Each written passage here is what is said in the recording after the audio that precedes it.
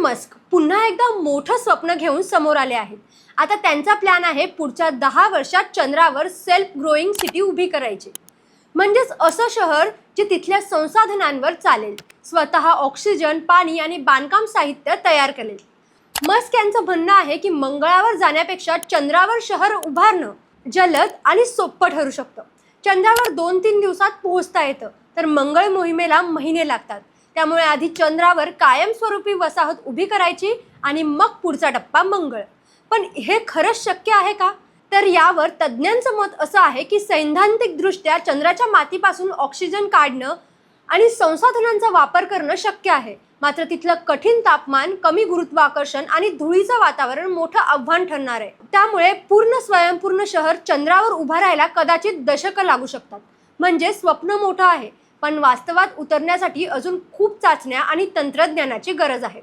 पुढची 10 वर्ष अंतराळाच्या इतिहासात खूप महत्त्वाची ठरू शकतात। अशा रंजक माहितीसाठी त्याचं काय महाराष्ट्राला इंस्टाग्रामवर फॉलो आणि यूट्यूबवर सबस्क्राईब करायला विसरू नका।